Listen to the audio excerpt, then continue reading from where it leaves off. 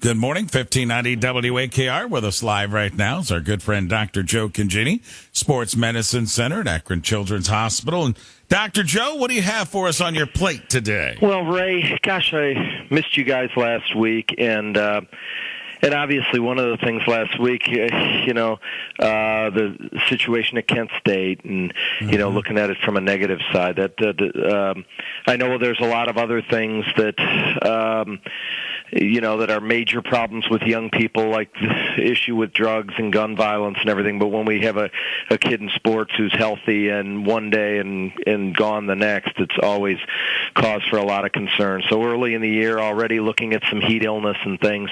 Really, I would choose probably to look more at the positive side. We have that story that's such a good one of the young man from Revere who's been out kind of raising funds, trying to get people to get the automatic defibrillators, the AEDs at all the schools. And such an important thing. Remember that at this time of year concerns me in the high school setting. There's a lot of camps going on. There's a lot of conditioning programming going on, but there's not a lot of trainers around. This is the time of year where the athletic trainers are off.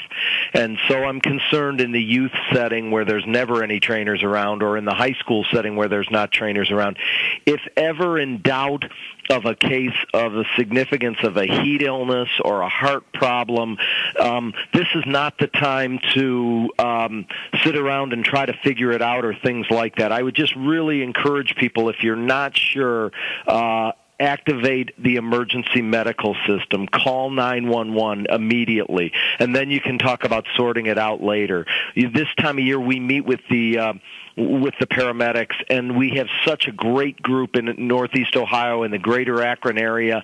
They're so well prepared. We have really good response times, but a few of those things that are life-threatening are really minutes are very, very important. So it's not like we have a half hour to figure it out or something. If we're not sure, activate the emergency medical system, call 911, get somebody to get the AED there at the side of the athlete as soon as possible.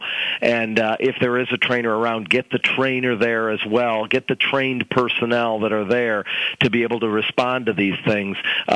Don't try to necessarily just figure it out yourself. Joe, while I have you on the line, there's a lot of kids that are now starting their fall training for cross country, and they're starting to do workouts outside, and we've had some high heat.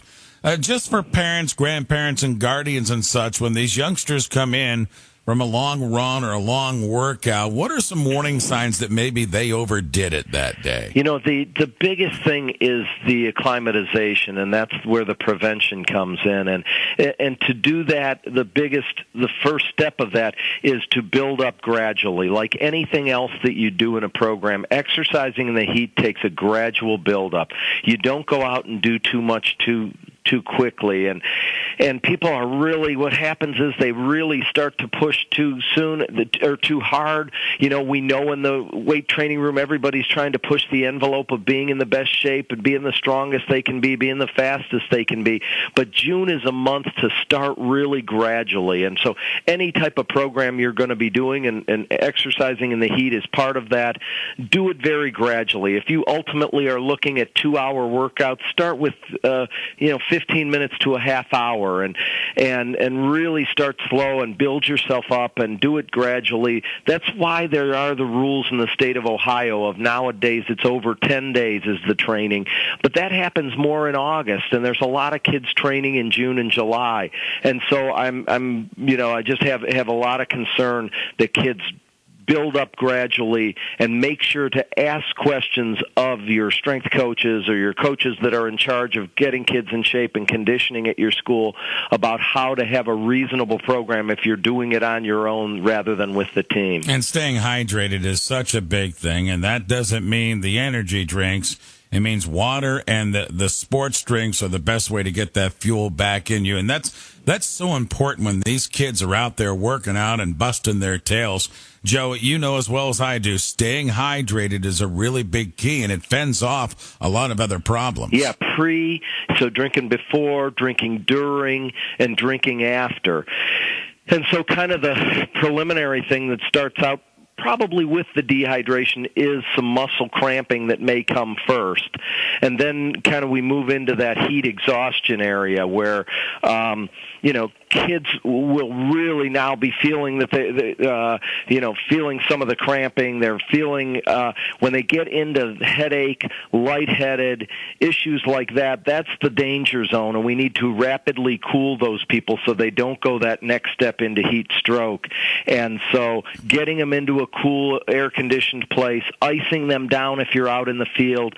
Most of the trainers have pools and ice bags, and they're prepared for this. But again, we're at the time of year where the trainers aren't around and most people are training on their own. So make sure we go to rapid cooling. If we start seeing some of those signs of moving into heat illness, heat exhaustion, we want to stay away from the heat stroke. One of the things that is we like to really kind of take the temperature and know when that temperature is going up, and that's really a helpful thing. I know a lot of people don't do that. They skip that step.